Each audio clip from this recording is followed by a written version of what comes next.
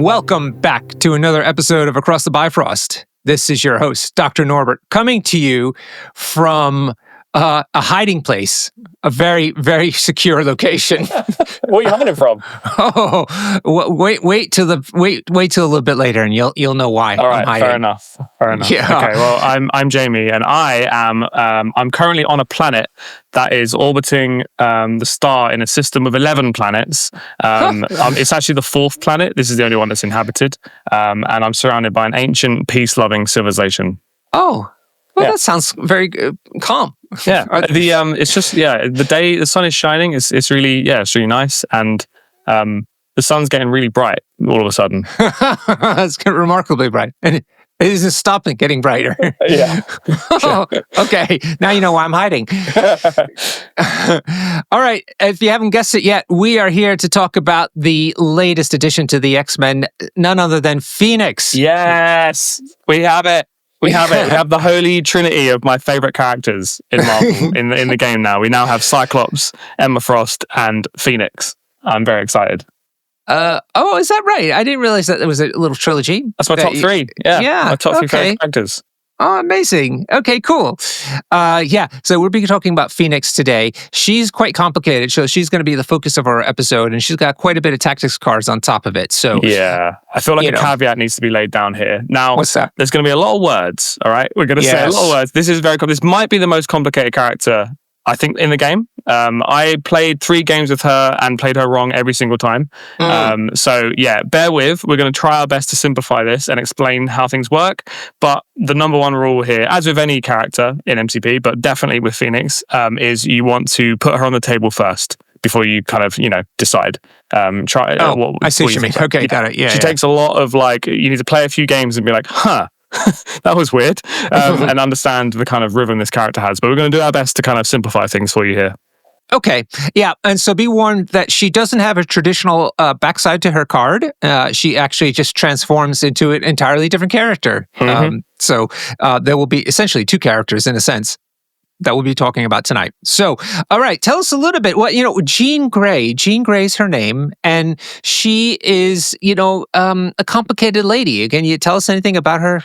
Yeah, well, Jean is one of the first class. She's one of the original X-Men teammates. Right.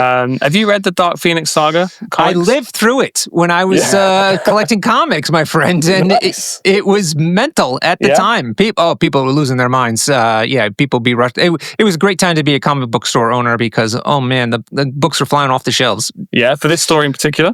Yeah, oh yeah. That's cool. Well, I feel like you should be telling us stuff then. I don't remember very much of it except for her going bonkers and everybody not believing it. Okay, cool. Well, I'll dust off this ancient dusty tome that I have here and we'll take a deep dive into Norbert's comic collecting years. Ooh. Something like 118 years ago. So Jean Grey is an X-Man, mutant, member of the first class, the first group of X-Men, originally called Marvel Girl. That was her kind of X-Men persona name. And then we have the Phoenix Force, which is the complete opposite end of the spectrum, which is basically a cosmic being, I guess you could call them. And they're kind of, like every kind of cosmic, thing in comics. I could just talk for hours about their actual origin. But basically, the whole concept is they embody the concept of creation and destruction like a phoenix. So their whole thing is like the cycle of life and whatever. And they have a bit of a penchant for usually psychic mutants from Earth. And they like to go down and the Phoenix kind of embodies them, possesses them. Yeah. Not sure what the right term is. But, yeah. And they become hosts for the Phoenix Force basically. And Jean Grey was on a space mission out in space and got exposed to some cosmic radiation, some deadly cosmic radiation. And she did it to save her teammates and all that stuff. And the Phoenix Force basically responded to her troubles and, I don't know, latched on, got involved. Yeah. Like a symbiote, sort of. Yeah, I guess so, yeah. Okay. And then it kind of made her go crazy. Right? Yeah. I'm not sure. I need to read the comics again. Also, by the way, I once asked someone, I'd never read comics. It was a long time ago when I hadn't read any comics. I said, I want to read some comics. What should I start with? And they said the Dark Phoenix Saga. And that kind of ruins comics for you because it's one of the best stories. I read Dark Phoenix Saga and Watchmen. And it kind of ruined all comics for me because that's kind of the peak.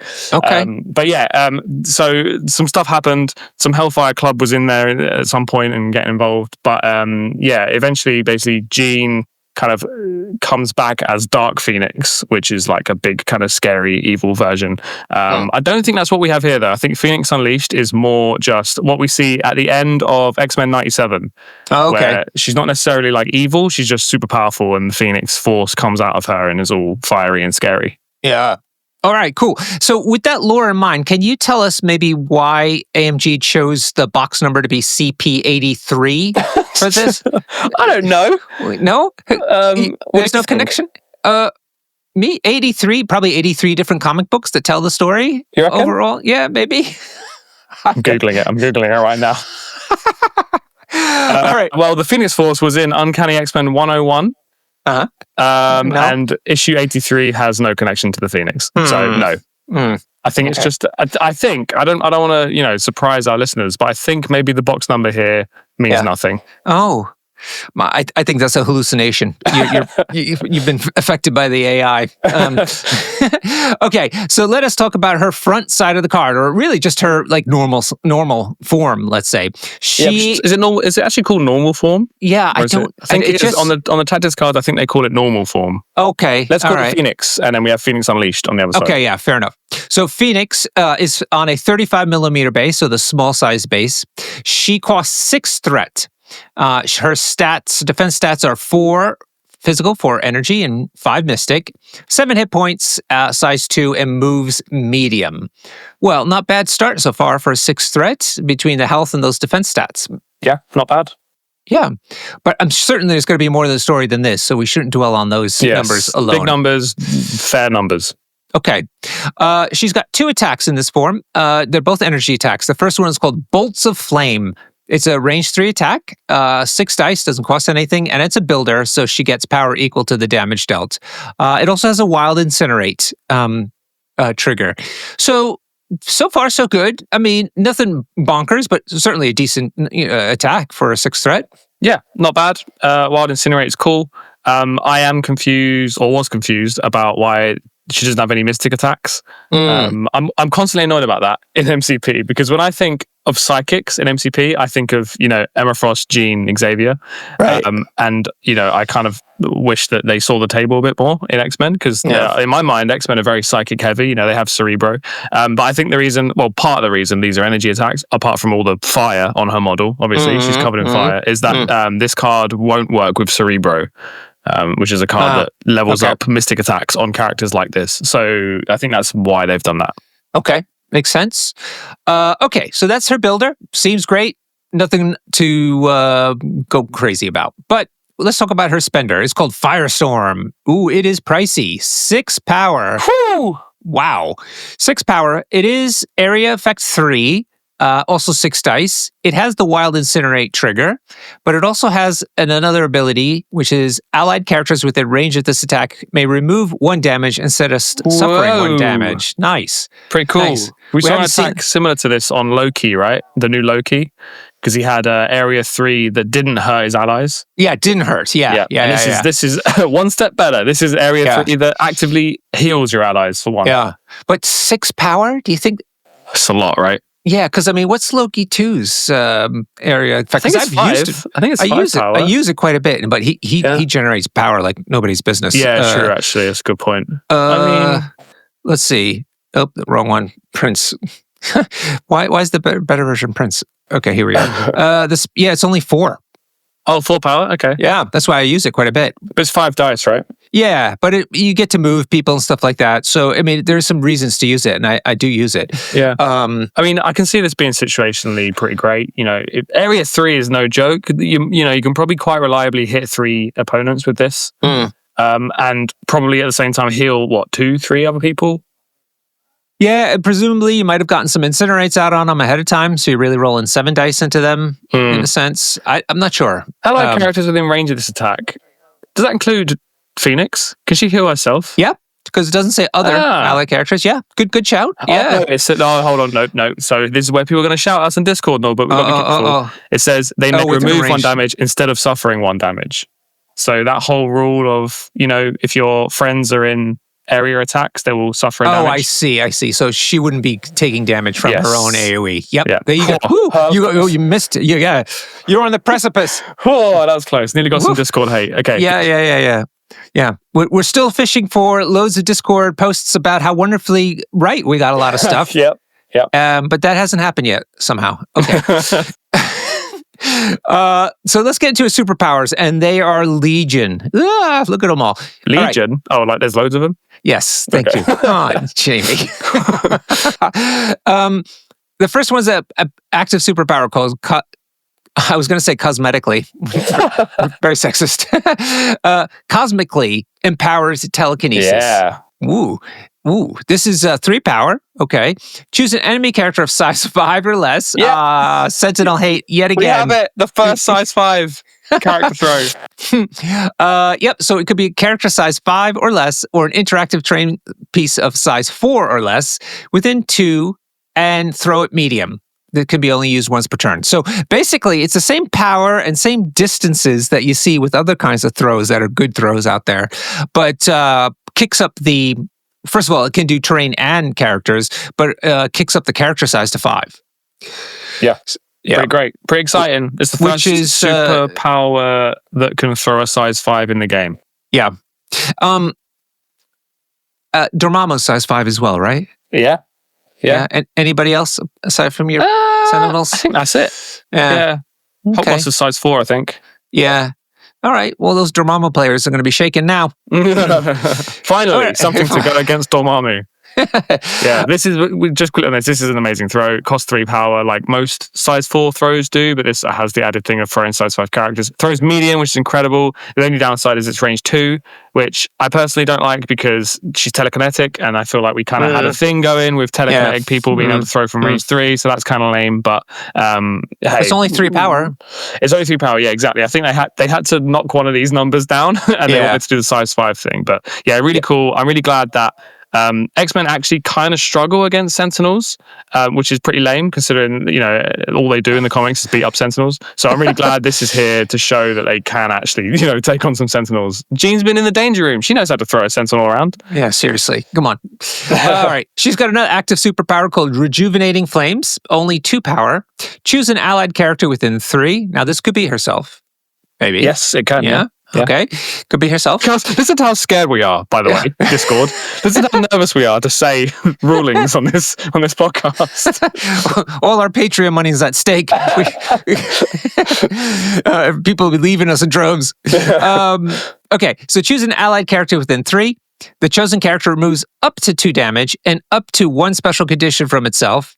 A character may be targeted by the superpower only once per turn. That's fantastic. This is amazing. This is an amazing ability. We don't have heals very often in MCP. Like, Wong is the guy for healing. Yep. There might be a couple others. Hood. Yeah, Hood's got a bit, but he makes you bleed.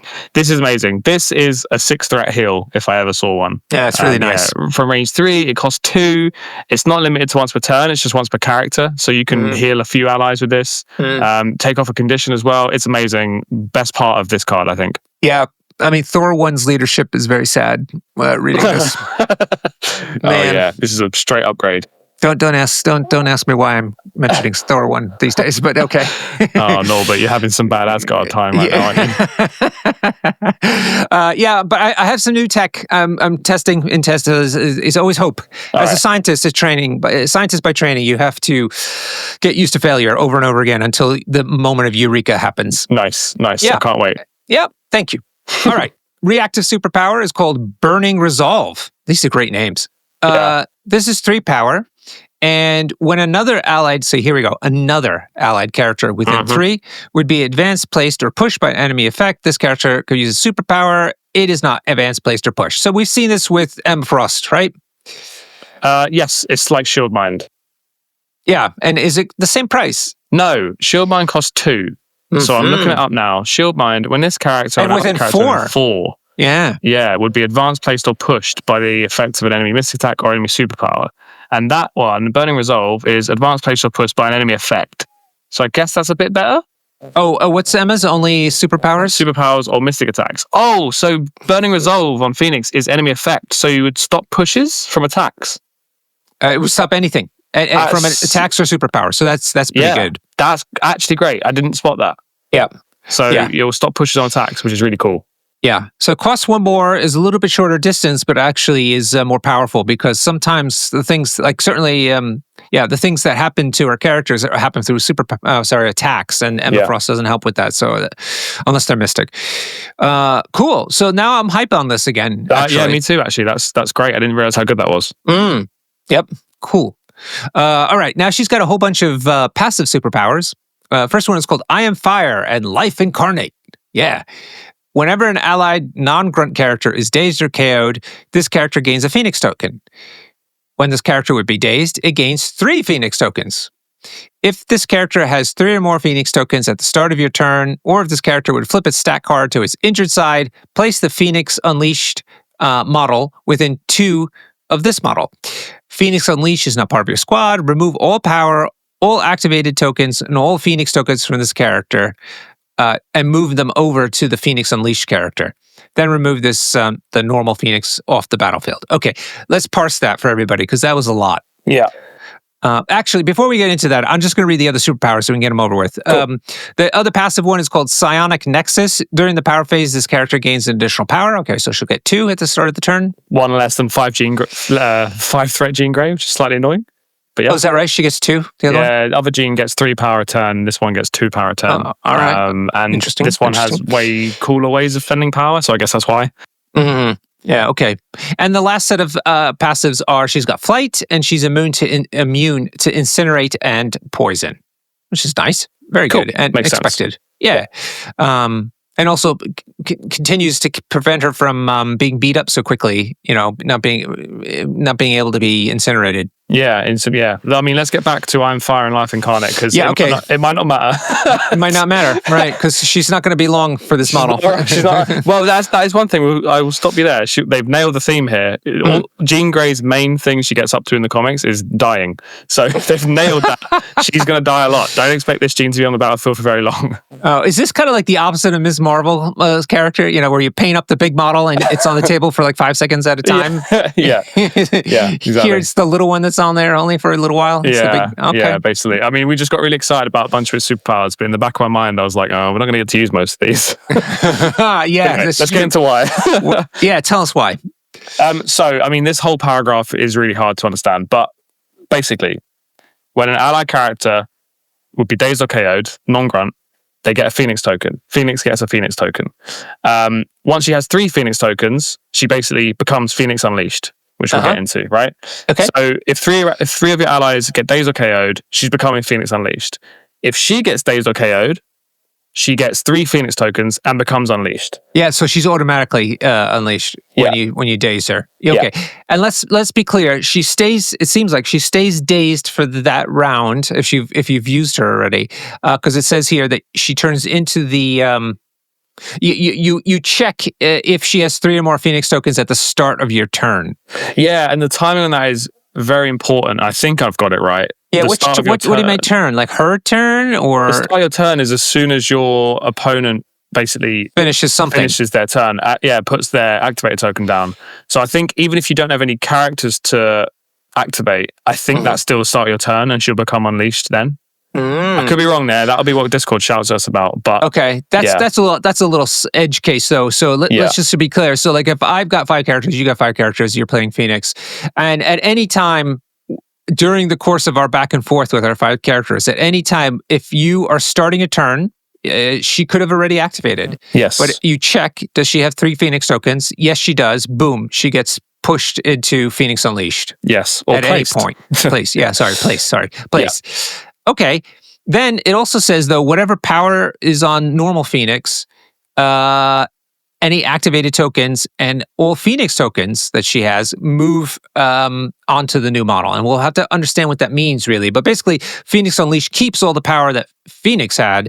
Also stays activated if Phoenix was indeed still was activated. Yeah. But the intriguing part is also the Phoenix tokens move over, and we'll leave that for the moment. Let's first just talk about how you've experienced her turning into Phoenix Unleashed in your games. Yeah. So the theme of this entire character. Now, I've played a lot of Phoenix, being one of my favorite characters, and I really wanted to figure out what this does, like how this works. The overarching theme here is AMG have done a great job at making her basically unstoppable.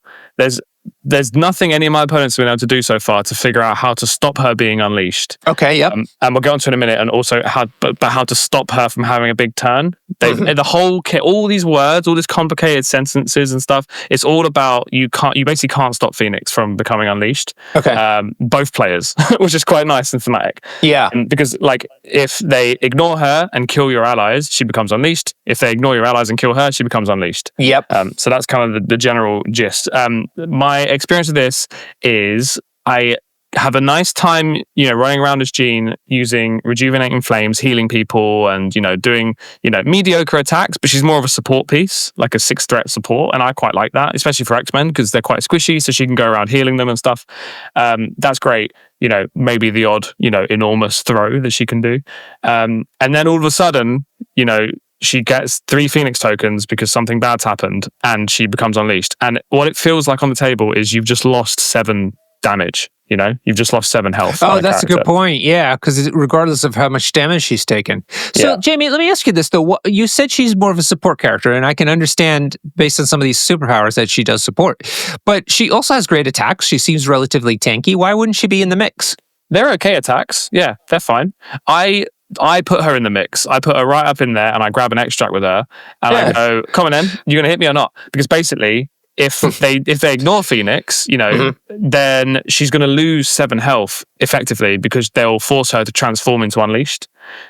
So you might as well put her up in the middle. Yeah. That's what I'm thinking. Yeah, exactly. So you need to see that health as a resource that you're going to lose, basically. Because if your opponent, punches you, especially in X-Men, they're all going to fall over.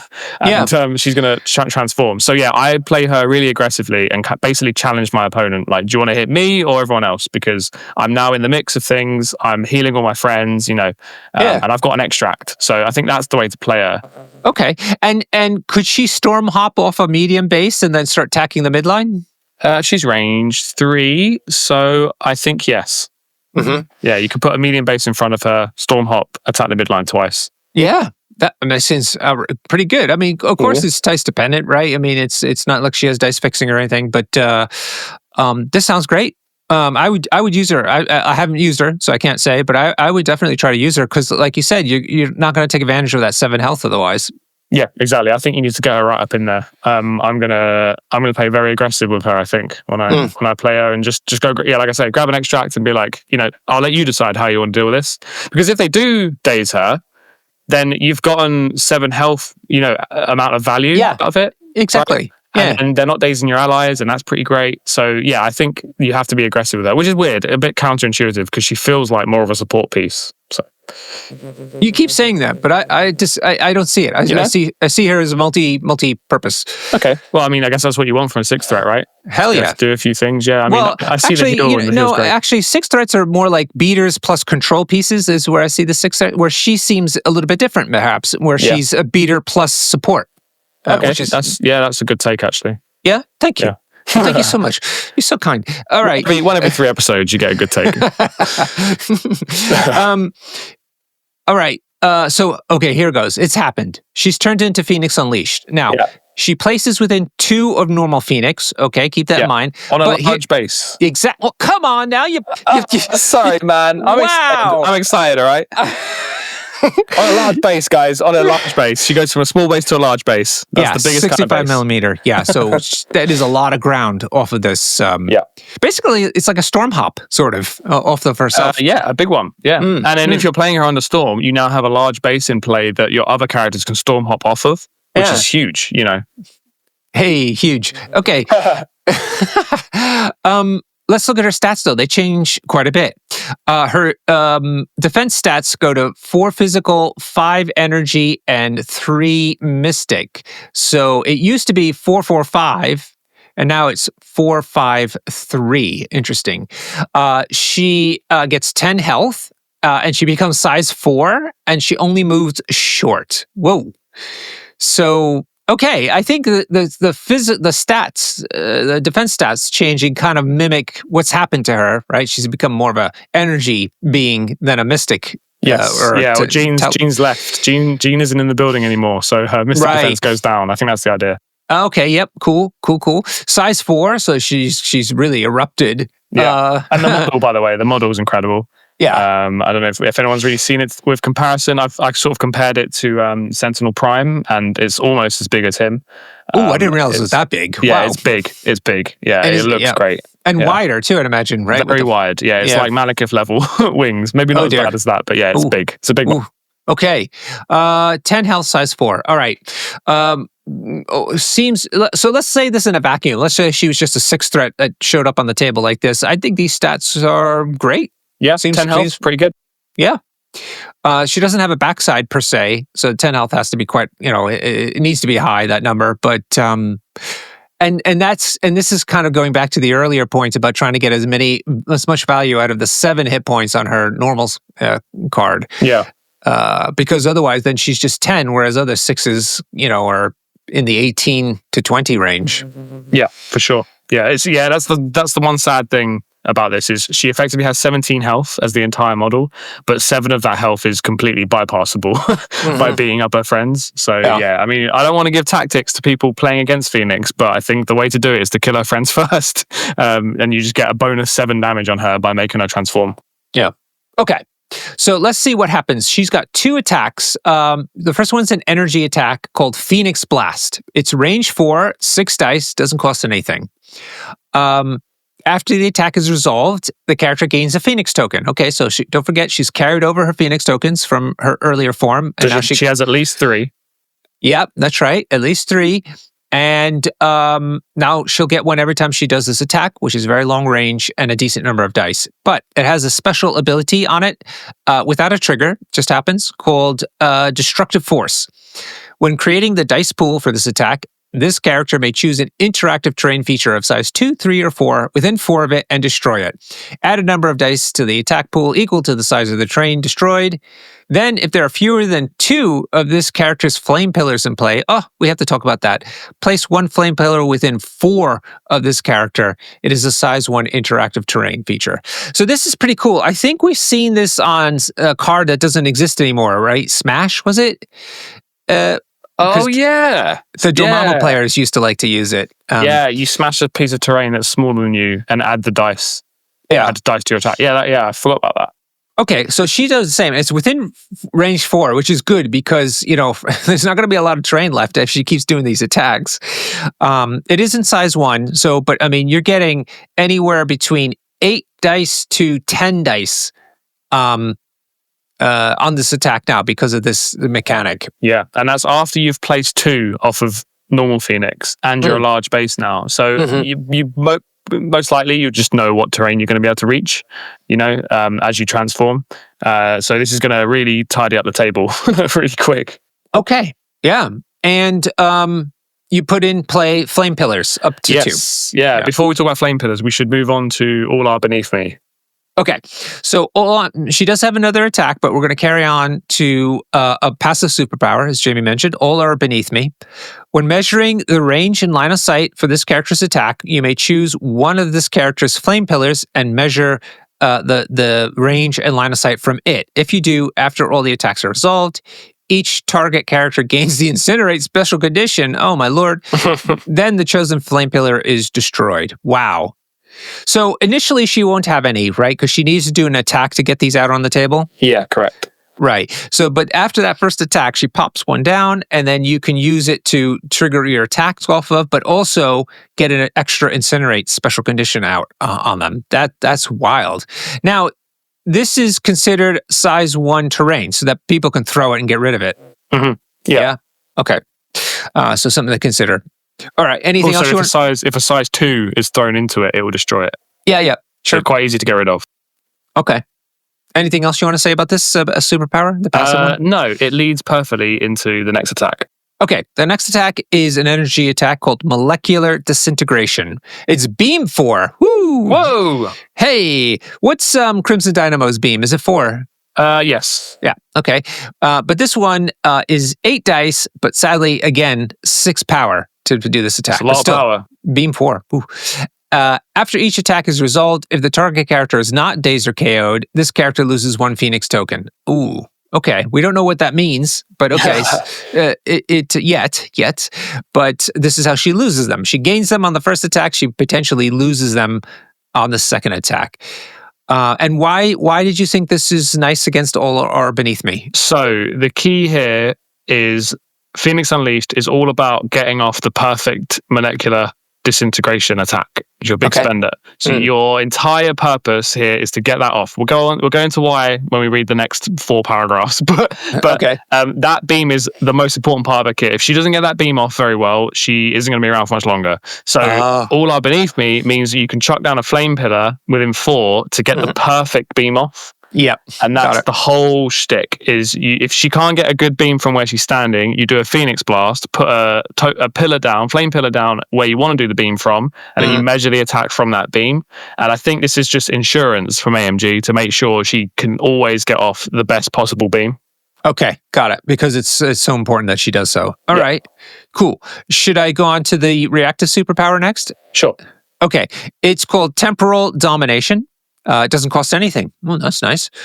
When this character is attacking or defending during the modified dice step, so that means after you've seen all the rolls take place, it can use this superpower.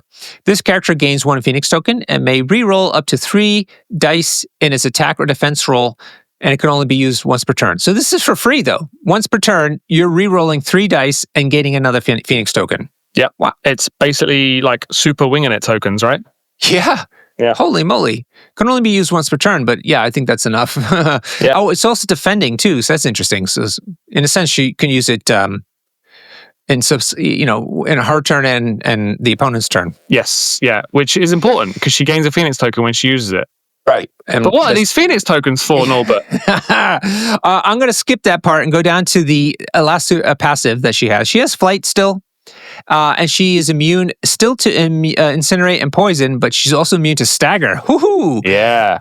Ow. And stun, which sounds cool. More insurance from AMG. This character, every part of this character is basically, you can't stop this from happening. She's going to beam you. Let it happen. All right, so let's get into it. The very last passive superpower, which is all of this is culminating into, is Untamed Cosmic Entity. That's so good. This is why the comic sold so well, my friend. Yeah, God, that's so good. Untamed. What a great term. During the power phase, this character gains 1 additional power for each Phoenix token it has. Oh my lord. Yep. Okay. Yeah. Remember, that's a minimum of 3. You're going to have 3 because if normal side didn't have any tokens and then dazes, you get 3. You'll probably have more than 3. So you get 1 plus 1 for each token. So yeah, 4. Okay, a bit above 4. It's coming to you in the power phase. Got it. Then, when this character dazes or KOs an enemy character, you lose a Phoenix token. When another ally character is dazed or KO'd, this character gains a Phoenix token. Okay, so let's talk about this economy a little bit before we go into the second paragraph here. So the economy is, of course, she gains Phoenix tokens on her normal side when her or her friends get dazed or KO'd. Yeah. Okay. On this side, she gains them if she does her Phoenix Blast. She gains them if she does her Temporal Domination, the reroll of the dice. Yeah. And also on this side, if she if a friend dazes or KOs, she gets a Phoenix token. Yep. But she loses 1 if when she dazes someone. See how complicated this is? Yeah, that is really... When she dazes or KOs someone, she loses 1. Now, that's a sentence that I missed the first 3 times I played her. And every time I played her, she had 1 activation and then she KO'd, which we'll get onto in a sec. And I was like, what the hell is going on? What, like, this can't be how this is supposed to work. And all my friends were laughing at me because they know that Phoenix is one of my favorite characters. But basically, what this amounts to is want to control how many Phoenix tokens she has, and the only way to lose Phoenix tokens on this side is by killing people or by using molecular disintegration, because that attack says if the target is not dazed or KO'd, you lose a Phoenix token. Right. Which means if they are dazed or KO'd, you lose a Phoenix token. Yeah, You know what I'm so saying? you're losing one regardless. So when she does a molecular disintegration, she's going to lose. Does she lose 2 then? No, it can't be, because they're mutually exclusive they're conditions. really weird like sentences, which when combined, it basically translates to, this really helped me understand. When you use molecular disintegration, which is the beam, you lose a Phoenix token per target in the beam. Yeah. That's basically what that means. Right. So between the two effects on this card, it translates into always losing a Phoenix token per character. Yes. And that's why that beam is so important. And it's why that beam costs 6 power, because she can't do it twice without some help. Mm-hmm. Okay. Yeah. Because again, the Phoenix tokens in the power phase count as extra power for her. Yeah. All right. So now here, carrying on this untamed cosmic entity, the second paragraph. Additionally, if this character would flip its stat card to the injured side, in other words, she runs out of hit points, or if it has, or actually doesn't, who else flips people like this? Nobody, right? Nobody. I'm trying to think of Squirrel Girl's like weirdo card, but I think that just KOs somebody. It doesn't make them injured. Oh, okay. Yeah, I'm not sure. Maybe Supergiant has a weird trigger. Wait a minute. Have you found some weird tech? Squirrel Girl, I'm pretty sure, is based off of a KO. Like you can KO somebody if you get the right bizarre number of. Okay, so yeah, that would still work on Phoenix. Supergiant, if the character's healthy, they become dazed. So okay, that Phoenix doesn't work. Would get a dazed token and then try to flip and then not flip. So yeah, I don't think there's any workaround here. Okay, all right. So if you basically whittle her down to 0 hit points, and so she would normally flip to injured, or if it has 5 or more Phoenix tokens at the end of its activation, roll dice equal to the number of Phoenix tokens this character has. Each character within 5 of this character suffers 1 damage for each crit, wild, or hit rolled. Destroy each terrain feature within 5 of this character with a size equal to or less than the number of crit, wild, and hits rolled. Then this character is KO'd. Ooh. Okay. So basically a big old explosion happens. Yeah, she blows up. Okay, she goes nuclear. Yeah. And so let's talk about this then. So this is if she has 5 or more. And she's KO'd regardless of how much damage she does from blowing up, to other people in terrain, right? Yeah, so she's just, this is over. It's game over. It's game over, man. Yeah. Game over. Yeah. So I guess what the reveal is here, Phoenix tokens are bad. That's what that's all about. But does it help at all along the way? Now I've lost track. Is there any power? You get more power for them. You get more power in the power phase, yeah. And that's it. That's the only benefit. Yeah, exactly. So basically, when she does all this stuff, she's kind of making herself hotter and hotter, essentially. Yes, exactly, yeah. So the idea here is that you can lean into this and you can, use temporal domination to get rerolls, gain a Phoenix token. You can do all this, like your attack Phoenix Blast to get like an extra attack off, you gain a Phoenix token. The idea is that if you know you're going to be ending your activation on 5 Phoenix tokens or more, then you're going to KO no matter what. There's nothing you can do about it. So you might as well go hard.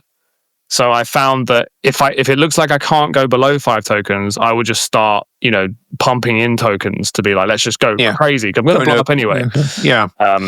Also, your opponent has to worry about this, because if they make you injured, in other words, take you down to 0, you blow up. Yes. The hilarious part is, though, every character within 5 suffers damage. Yeah, and sure. For the most part, Jean's going to be surrounded by X-Men who have a lot of 5 health characters. So she's going to kill your own X-Men as much as she's going to kill the enemy. But it's an impressive bomb. Hit crit wild and at least 5 dice. Yeah, at least. So how many have you gotten? How many dice? How many Phoenix tokens? Not just for this, just in general. How many Phoenix tokens have you piled up on her? I think the most was 8. Okay. Because she's obviously gathering Phoenix tokens when your allies daze. And that was quite a good game because all the allies near her got dazed. So she was getting tokens. And then when she blew up, they didn't care because they were already dazed. So that was quite fun. But the real key here is you need to remember that Phoenix is a 6 threat and you want to get more than 1 activation out of her if you can. So although her activations are huge because, a beam 4 is big. I've had games where I was completely behind and that beam just saved me because it dazed an entire team, and then I had prio and I KO'd the entire team. So it was huge. Games are going to be won by Phoenix, and just because big dice go big. You know, the nature of MCP dice. You're doing an 8 dice beam with 3 potential rerolls. There are going to be games where Phoenix does nothing and feels like a wasted 6 threat, and other games where she single-handedly wins the game for you, and that's happened to me. Yeah, so is the goal here to try to make sure she is using this molecular disintegration to lose Phoenix tokens? Because I'm looking again, there's no way to lose them. Oh, no. She can lose them when this character dazes or... Oh, yeah. So the way to lose them is she's got to be dazing people, basically. Yeah. The key here is there's a little economy you have to learn, which is for Phoenix Unleashed's first activation, she can basically always get the beam off because she's getting at least 4 power in the power phase. Now, if they manage to stun normal side Jean Grey and then daze her, it ruins Phoenix Unleashed. That's basically the way to just completely delete this character, because she'll then flip with not enough power to do the beam, and it's really awful because she has no way of gaining power on this side, by the way. 0 ways of gaining power apart from in the power phase. And the Phoenix tokens. Yeah. Gotcha. Yeah. So once you start her activation, that's the power she's on. There's nothing you can do about it. Unless there's some fancy cards, which we can talk about later. But so basically the entire point of this card is you need to get that beam off, and it's really important. And then you need to count how many Phoenix tokens you're going to lose from that beam. And remember, before we learned the shortcut, that all the rules kind of combine to mean that the molecular disintegration beam equals you lose a Phoenix token per target. Yep.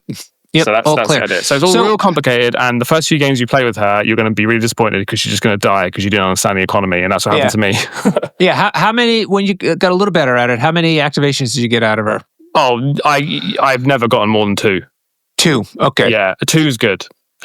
Just the way the economy works, she's supposed to burn bright and burn up. And I think AMG, that's completely the intention. It's really hard to get a second activation out of her that's impactful.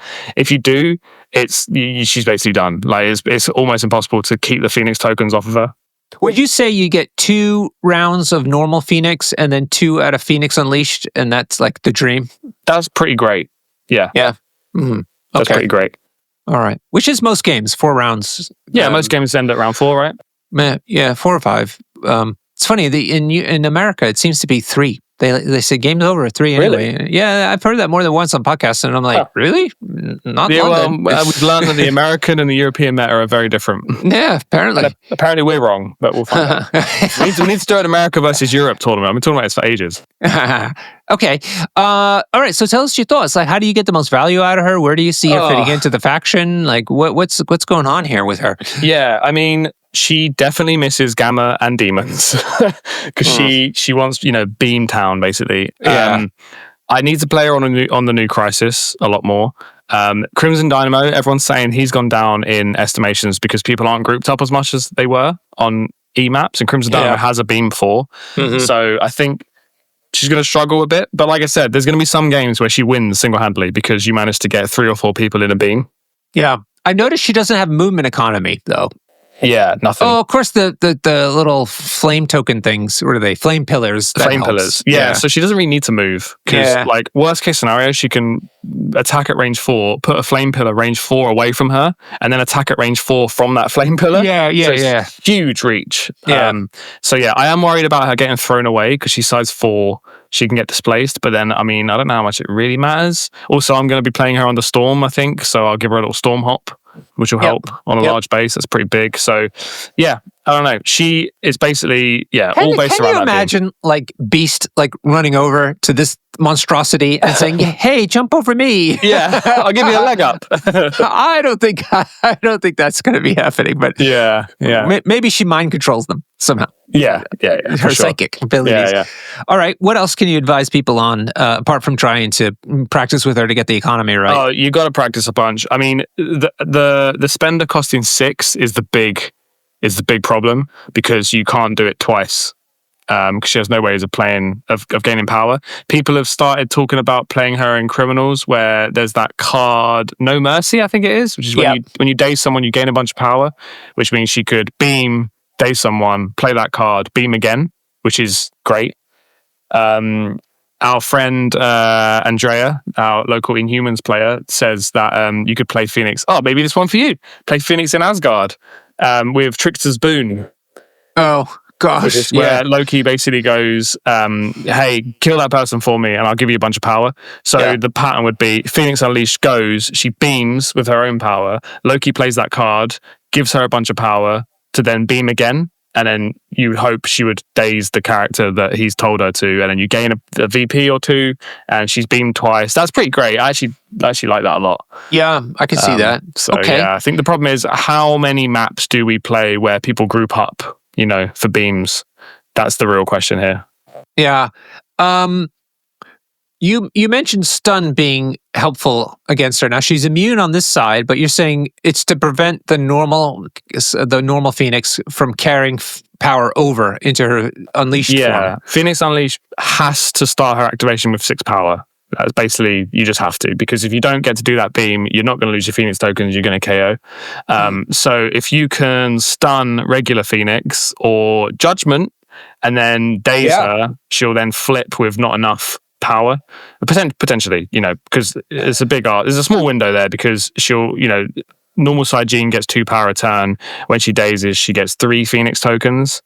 So she'll have, what's that? 4, 6, that's probably 6 power, I think. Maths. But, if you can catch regular Jean while she's on 0 power and then, get rid of her without giving her, there it is. If normal Phoenix is on 0 power and then you daze 3 of her allies, she'll then become unleashed with not enough power. Right, she'd only have 4 at this point. Oh god, that's a death wish. Oh yeah, right. So you can't even build it, like you were saying, from one of her like smaller attacks or something like that. You're just out of luck. Yeah, exactly. I would really have liked to see Phoenix Blast gain her a power, because at least that could help a little bit. But you're not. So it's pretty rough. I'm going to try her in Xavier as well, because Xavier has some power tricks and hopefully you could give her, a couple bits of power. There are a few crises now that give people power. If they're holding extracts, right? Yeah, holding extracts, or no, there's just the one where you can, if you're standing near it, you get Infinity power. Formula. Yeah, that's nice, because you can also place off of Jean when you transform, so you can place her onto a secure, which would give her an extra power. Yeah, that's quite nice actually. But yeah, I think that's the key to playing Phoenix Unleashed. You need to be aware of the economy, very, very, very, very aware. Don't activate her if she doesn't have 6 power, and try and find a way to get her power. And what are you getting out of all this? Just like a big dice pool with perhaps multiple characters if you're lucky in it. Is that That's basically it. Yeah. Big old 8 dice beam, which I personally hate because I don't like rolling big fistful of dice. You're an Asgard player now. You love it. I don't. It's really, it's so hard for me. She does have that temporal domination where she gets to reroll 3 dice as well. Yeah, at the cost of a Phoenix token. So it's also problematic. Touchy. Yeah, so you need to be really good. I think there's actually going to be a lot of skill with playing Phoenix. Hell yeah! Yeah, and I intend to build up that skill because I love this character. But the problem is, I think that once you absolutely master the character, she's going to sometimes KO still. So, is the payoff great? I don't know, not really. This is a big swing for the fences in terms of theme, I think. And, I think all the competitive players we know are not fans of this character, but I think, who cares? If you like Phoenix and you like big thematic plays like I do sometimes, then play her. I'm going to try her out and see what I can do. I'm going to play her in Cyclops as well, because that's super thematic, and also she's actually pretty great in Cyclops because Cyclops needs you to keep pushing damage through. So she's giving out incinerates. Cable's going to be there, so you have a little Cyclops, Jean, Cable trio, which is super fun, and that works quite well because Cable can give out incinerates guaranteed.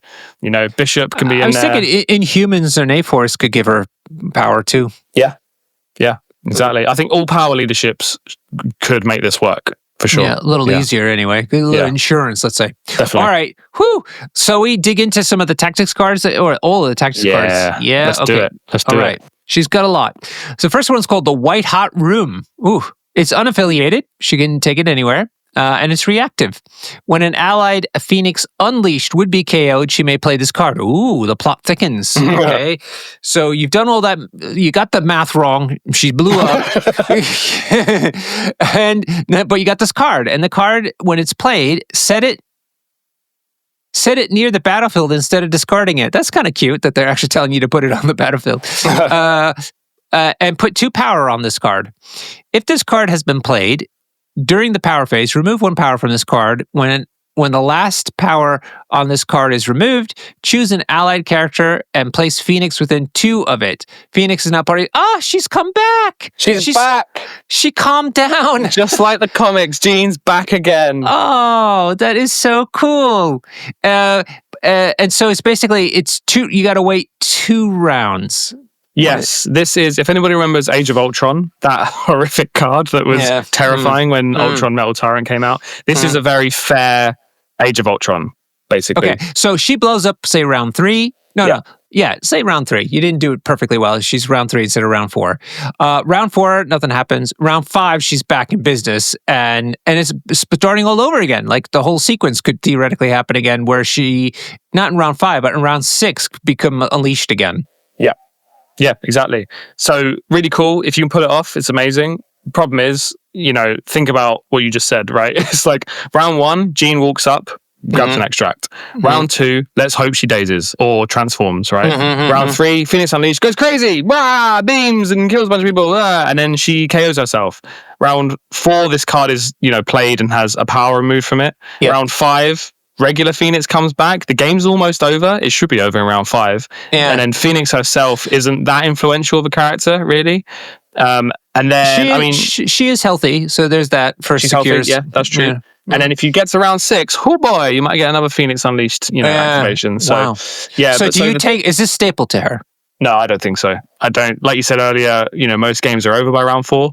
Yeah. And this card, the worst case scenario happens, as in even if she gets dazed round 1, you're only getting her back in round 4.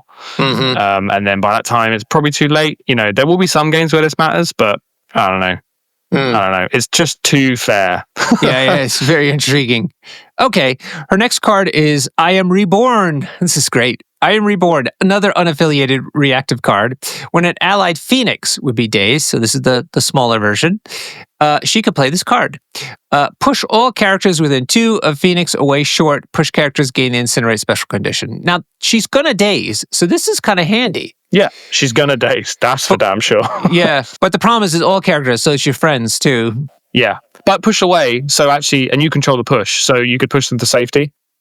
Yeah, but they're going to get incinerated. That is bad. But it could be an okay disengage. Yeah, I'm not sure. This card is also on the fence for me. I mean, it's not bad, but it's not no brainer either. Yeah, I mean, everyone's going to get Incinerate, including your friends. I don't know. I would want more out of this card. Yeah. Incinerate. I just don't think anyone brings anyone for Incinerate, right? Incinerate is great, but it's not that influential. Plus the pushing, you can push people off secures, but that's like monkey brain for lizards. You don't really see it. Yeah, often. Yeah, for sure. I feel like this, maybe this could have dealt a damage to enemies and healed allies. Yeah, like incinerating your friend, but the healing one is kind of cool. I still probably wouldn't bring the card. So, yeah, sorry, heave it. The artwork's cool though. That's more Patrick Brown goodness right there. Yeah, it does look good. All right, next one. Oh God, a lot of text. Here we go. Flames of Life, unaffiliated active card this time. Seems like it has 2 active sections to it. So I'll read the first one first. During her activation, an allied Phoenix may discard 1 Phoenix token to play this card. Okay. Choose any number of enemy characters with the Incinerate special condition. Each chosen enemy character loses the Incinerate. For each enemy character that lost the Incinerate, choose a different allied character. Each chosen ally character removes 1 damage or gains a power. Okay. Let's talk about that half first. Yeah, let's stop there. Yeah. So basically, she's trading enemies losing their Incinerates to help her friends either remove damage or gain a power. Have I got that right? Yeah, basically. Yeah. It's pretty cool. It reminds me of Whims of Chaos, Scarlet Witch. It's also a way to get rid of a Phoenix token. Which is actually huge. I didn't spot that straight away. So yeah, you want her to be losing Phoenix tokens. Phoenix tokens bad. So that's quite cool. Yeah. So on regular Phoenix side, you lose a Phoenix token, which means she hangs around a bit longer. Yeah, exactly. And you are healing and powering up allies. That's actually kind of cool. Yeah. I like so this is where the support thing that you were talking about maybe is a little bit more apparent. I quite like it in my Cyclops idea where you've got like Cable who can guarantee Incinerate. Phoenix is giving out Incinerate. I want to take like Bishop who gives out Incinerate, Pyro who gives out Incinerate. So you can sort of give out loads of Incinerate, play this card, remove all of it, heal your allies, gain some power, and then start all over again. So I should note there's no range either, so it's the whole board. Yeah, that's pretty great. It's got Xavier's Dream kind of vibes. Yeah. rangeless healing. It's pretty cool. Interesting. Okay, but you have the other ability that you can do, which is, again, you play the card. Oh, sorry, but this time it's Phoenix Unleashed. Yeah. Okay, so this is Phoenix Unleashed. You play the card, but she has to gain a Phoenix token, which is bad. So if you do that, though, each character within 2 of a Flame Pillar and each character within 2 of Phoenix Unleashed gain the Incinerate special condition. Phoenix Unleashed gains 1 power for each character that gain the Incinerate. So I was going to say, gaining Incinerate doesn't seem like that big of a deal because there seems to be flying fast and loose Incinerates. But getting power out of the ordinary ways of getting power, as we talked about, seems to be important. Yes, this actually, now I've read this card closer, this seems potentially essential for Phoenix because for economy reasons, right? Yeah, well, for getting that beam off, it's so important. If you start an activation without 6 power, you are real sad. So this would help. And I like that actually you pay a Phoenix token to play this card, and then if you're doing the Phoenix Unleashed part of it, you gain the Phoenix token back. So basically nothing changes, which is fine. Then the key thing is you gain a power for each character that just gain Incinerate from a Flame Pillar. So you could Phoenix Blast first, put a Flame Pillar within 4, exactly where you want it, surrounded enemies. Yeah. Give them all Incinerate, you gain a bunch of power, and then beam the hell out of them off of the Flame Pillar. It's actually pretty cool. Yeah. Interesting. I might take this card. This might be a sleeve it. Yeah. This seems like again, more insurance that she works the way she's supposed to work. Yep, I think that's what AMG are all about here. I think they're like, this character has to go off. We have to let them have at least an activation where they go off. And if the player's really smart, they get a second activation. And I think that's the whole vibe of this character. Yeah. Expensive, right? Because she's 6 threat plus a tactics card slot. A tactics card, yeah. And X-Men are notorious for... they have no space. Yeah. Yeah, 0 space. You're taking first class, you're taking 2 X-Men, you're taking your 2 restricteds, and then this. But the artwork, wow, look at all these fun characters on here. This is so cool. Yeah, so good. I love that. Wolverine looks particularly good in this one. So does Gambit. Proper X-Men 97 vibes. Right. Oh, I forgot Xavier's Dream, so you don't have space for that card. This is for games where you're not playing pay to flips and you don't want to take first class, you take Flames of Life instead. Yeah. Okay. Now, she's got some retro cards that she can play that are already in the game because she's Jean Grey. So if you look around, you can find all the tactics cards that have Jean Grey as a keyword rather than... Thanks, Jarvis Protocol. You link them straight from the Phoenix card. Yeah, Phoenix. Jarvis Protocol is the ecosystem of choice if you're playing MCP. Yeah, definitely. Definitely recommend Jarvis's Protocol. Available as an app or just on the web as you wish. Okay, so what does Jean do? It's unaffiliated and reactive, so she can take it wherever she is. When an ally Jean Grey is dazed or KO'd, remember, it's Jean Grey is the keyword, so that means either Phoenix or Phoenix Unleashed in this case. When either of those forms are dazed or KO'd, after the effect is resolved, an allied Cyclops or Wolverine may play this card. The character that played this card may immediately perform an attack. Oh. Yeah. Now, why do people not like this card before Phoenix showed up? I think because your 5-threat Jean dazing wasn't a time to celebrate. But also, Cyclops and Wolverine's attacks aren't that special, really. Wolverine kind of relies on doing the charge so that he's counting 2 wilds. Yeah. Cyclops' attack did get a buff, though, to be fair. And now if you get a hit wild, you get to make a second attack. That's pretty great. So I think this is probably more of a Cyclops card, perhaps. And it's okay for Phoenix because she's gonna daze, as we figured out. Yeah, so it's gonna happen. The problem is you can't really control too often when that's gonna happen, and so Cyclops might not be near anything. But on the other hand, he has got his attack is what, a range 4 attack? Range 4, yeah. Well, that's pretty good. So, but again, the tactics cards are so tight. Yeah, I mean, I can imagine. I played this once in an alt format day that Curtis ran, where we had to be fully affiliated and could only take character specific or affiliated cards. And I took Jean, and it was fine. Yeah. Super thematic, but it didn't feel that great. Yeah, I could see that. I don't know. I mean, maybe, I feel like you want to play Phoenix on a map where everyone's gathered together. So it makes the Cyclops attack quite good because you can maybe attack 2 people, but then you just do the attack and you don't roll a wild and you're sad. Yeah.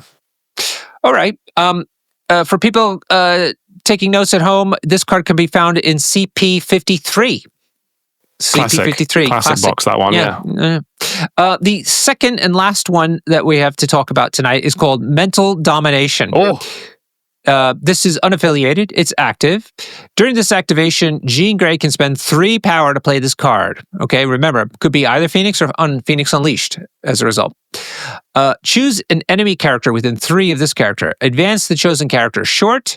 Then the character that played this card makes the above attack.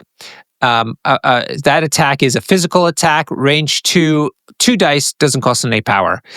But when measuring range and line of sight for this attack, measure from the chosen character, not the attacking character. Add dice to the attack roll equal to the physical defense of the chosen character, and you may reroll any number of opposing defense dice in the defense roll. Wow. Okay, this is wild. Thematically, like what is? Yeah. Especially if Phoenix Unleashed is playing this card. Have you played this card before this? I play this card loads. So I mostly play this with Cassandra Nova. But old Jean Grey, I would play it with her as well. The key thing here is that this doesn't take an action. So this is a 3rd attack for these characters. Yeah. Mm-hmm. And this is the grunt one, right? This is where you were able, because it says enemy character instead of enemy non-grunt character. You could control grunts, yeah. Don't know why you would. I think you usually target the big guys with this because you add their physical defense to the dice pool. But yeah, it's guaranteed displacement. It's a 3rd attack. It's another attack on another enemy. You can also make them punch themselves, which is quite fun. What? Really? They can target themselves. Yeah, I didn't believe it either. But where is it? How does that work in the language? Oh no, this is where they call us out on Discord, isn't it? Choose an enemy character within 3 of this character, and that could be themselves. Oh, hang on, no, that's not bit. No, but then it says, then the character that played this card makes the above attack. It's just a normal attack. You can't choose yourself. When measuring range and line of sight for this attack, measure from the chosen character, not the attacking character. Well, maybe. I don't know. I tried to play this. No, someone played this against me at the Mutant Weekender, and I had 6 surrounding players telling me that you can punch yourself with it. Well, you can not punch, so let's say she targets Pyro, okay, with this thing. Pyro could turn around and attack Jean Grey. I think that's possible. But because I think the core rules say you can only target enemies. So Pyro in this example could target any of his that's my point. He can clearly. Who's considered an enemy if it's Pyro? Oh my god! Team. Yeah, you see what I mean? We've gotten ourselves tied in knots because if you could get Pyro to attack Phoenix Unleashed, you could gain some power. Yeah. But then is it you doing the? Oh my god, we've fallen down a hole. Yeah. This is going to be a little rules for me kind of a thing. And we might be neglecting some of the way the core rules are written. We'd have to take a look into that to see how that works. I'm just curious to see, whoever is the target of this card that Jean Grey is controlling, are they considered an ally at that point when it comes to the core rules for targeting attacks with or not? Yeah, lots of questions. But that's just for the weird edge cases. 99% of the time, this card is great. I think the idea is that Jean Grey does her 2 actions, let's say attacks, but then also controls somebody else and gets a 3rd attack out of the bargain. Exactly. And the displacement is really important because it's sizeless. It doesn't care what defenses you have. So I'll often use this to just get a Hulk away from me, move him short backwards and just get him to punch his friend. Sure. Do you see Phoenix or Phoenix Unleashed getting value out of this card though? Not Unleashed, because she needs to spend her power on beams. Mm-hmm. So no. And then Phoenix it's fine, but she's got such good superpowers. She can use her power elsewhere. That heal can be done multiple times a turn. Mm-hmm. So if you've got 4 power, you just want to heal twice. You don't want to play this card. Yeah. So I'm not sure. I don't know. It's a very good card. Unfortunately, it's probably more of a Cassandra Nova card. Yeah. Okay. And that's okay. You know. Yeah. Good. Wow. I think we got through it. I hope people have a better sense of how this works, but it definitely feels like one of those things that you got to play with to get a full sense of the character. Yeah, definitely. We've seen it loads before. You know, when Rhino was released and everyone saw his card, we all thought he was trash, and then he hit the table, and he's one of the best characters in the game, especially with his tactics card. I mean, I think Cosmic Ghost Rider, our friend Lewis was telling me the other day that he was at our local game shop when Cosmic Ghost Rider got revealed, and they all stood around and they all read it together and said, wow, he is completely useless. And then he came out and just broke the game for like 2 months. So I would say that I don't think Phoenix is that. I think AMG have gotten very good at designing characters, and Phoenix is very fair and has a lot of insurance to make sure that she doesn't just like feel wasted. But you really need to play her to understand, you know, what she can do and get your practice in. She isn't gonna, you know, storm the meta anytime soon, but she is gonna be a lot of fun, and I actually can't wait to play her. Yeah, I bet you are. It does seem like something that rewards big braining plays without breaking the game. Well, also, I'm going to win games that I didn't deserve to win, for sure. With that beam, like an 8 dice beam, I'm just going to accidentally win games. It's gonna be great. Also, when she blows up, range 5 blow up. Yeah, that too. And all my allies are going to die too. It's going to be great. Amazing. All right, Jamie, I think we're not going to do a sleeve it or heave it after all this. I don't know. I mean, you haven't checked the spreadsheet. I've put one in. You want to squeeze one in? I want to squeeze one in. We can speed run it because I've already mentioned it before. Okay, go ahead. What is it? Okay, quick, music, go. Sleeve it or heave it, take it or leave it. Sleeve it or heave it, can't you believe it? You're not supposed to do the music. We wait for Hannah to put the music in. Trickster's Boon. Boom. Tell us all about it. Trickster's Boon. So I briefly mentioned this before. I will speedrun this. This is an Asgard card. So you have to be Asgard affiliated to play this. During an allied non-Asgard character's activation, so it has to be a splash, which is quite a cool thing. Loki, Prince of Lies, may spend 4 to play this card. Mm-hmm. Choose an allied non-Asgard character and an enemy character. The chosen allied character gains 5 power. This activation phase, if the chosen allied character dazes or KOs the chosen enemy character, gain 1 VP once they do it. If it does not, in the cleanup phase, the player controlling the chosen enemy character gains 1 VP. The chosen allied character loses all of its power, and Loki, Prince of Lies, gains 1 power for each power lost this way. Right. So basically the reason I'm bringing this up is because I think this is quite good on Phoenix Unleashed, because she can do lots of stuff with 5 power. Well, she can do another beam with 5 power, basically. So this is the way she gets more power than a way to get power so that she could do the beam twice. Yes, exactly. So the idea of being, she starts a turn on 7 power. She'll pay 6 to do a beam through a bunch of people, and then Loki will play this card, give her 5 more power, which brings up to 6, and then she can then beam again, which is pretty great. It means that whatever character Loki is chosen for her to daze, is a good chance that they'll daze because they've just taken 2 8 dice beams. Yeah. You know, maybe with a reroll if she wants to get a Phoenix token, and then you gain a VP for it. Yeah, it's very cute. You don't like it, Norbert? No. 6 threat on top of playing Loki and using one of the Asgard card slots for this card. Whew. And just for, I know but 1 VP doesn't seem like...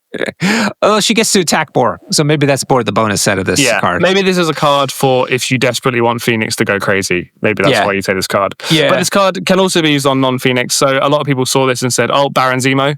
Because Baron Zemo is the most reliable killer in the game, and with 5 power, he can Master Swordsman twice and basically not guarantee, but get a very good chance at killing someone that Loki wants him to kill. People also, they're a bit sneaky, and they will use this on Black Cat and get Black Cat to steal an extract from an enemy and then run off. And then you don't care that your enemy gains a VP for not being dazed because you've got an extract on Black Cat miles away now. So it's kind of cute. So yeah, I think it's a really cool card. I think it is dripping in theme. I love it. Oh yeah, there's no doubt about that. Awesome. Every word is on there to make sure that this feels very thematic. Loki is in Asgard and he's brought some poor, I think in the picture it's Killmonger, I think it might be. Yeah, I'm not sure. Yeah. And he's like, look, you work for me now. Here's a bunch of power. Go kill that guy. Oh, it isn't Killmonger. Is that? That's not a guy from Wrecking Crew, is it? No, I think he's just in prison. So, in prison. I thought Wrecking Crew at first too, but I think he's just in prison with one of those old-fashioned balls on his ankle. Yeah, I don't know who that is. I'm sure the Discord will tell us. Boy, there's going to be a lot of activity on Discord. Speaking of which, JB, how do people get? Hold on a minute. I'm not going Trickster's Boon. I know you're trying to sneak away. I'm talking about Trickster's Boon. Hang on a minute. I like this card. So, and I like the theme of if you fail to daze them, then Loki takes all the power off you. It's just a very nice, like, Loki twist of like, I'm trying to get you to do something for me and you fail, so now I'm going to punish you. Yeah, for sure. Real cool, real fun. All right, we have a Discord. Let's talk about the Discord. Yeah, tell us all this talk about Discord. How do what is this thing? There's like a link thing under the episode thing that you're listening to on your listening device, and you can click that, join our Discord, and come and chat to us and chat to everyone else. There are people on there today talking about roster tips, which I really love. I like it when people help each other with their rosters. Come tell me how wrong I am about Phoenix. Also, hobby tips. People have been loading up hobby tips into the hobby channel, which is nice. Yeah, some really cool paint jobs going on. The famous Chloe Clegg is in there, sharing all their paint jobs and conversions of the Asgard roster. It looks incredible. Yeah. Jump in there, come talk to us, come tell us what rules we got wrong, and tell us what rules we got right. Yeah, for sure. Mostly the latter. Thank you. Yeah. Cool. And if people are really excited to hear more from us, what is another way they could do that? Oh, they can go to our good old Patreon. We have a Patreon, which is only £3 a month, and you can support us. As of this month, we are now not losing money doing this podcast. Yeah! Yay, so you can come and give us a bit of pocket money. We split it all evenly with everyone that helps us make this podcast thing happen. But yes, on there is episodes where we talk to people that have done really well at events, and we ask them how they did it and how their rosters work and stuff like that. So it's a bit more competitive. And if you can't afford to back us on Patreon, that is totally fine. All those episodes will be released for free eventually on our main podcast thing. Channel. Yeah. Okay. One last thing. We didn't have time today because of so much talk to talk through some of the big events that are happening in Europe, but we maintain a calendar of them. Just go to tinyurl.com/MCP Events Europe, and you'll see a spreadsheet of all the different events that are happening that are at least 2 days long all around Europe for this year. And if your event is missing from that list, please message us and we will add it in post haste. All right, Jamie, this was amazing. I really enjoyed this. Thank you for being so up to date on Phoenix and Phoenix Unleashed. I did my homework. Yeah, well done. Until next time, then, cheers and happy gaming.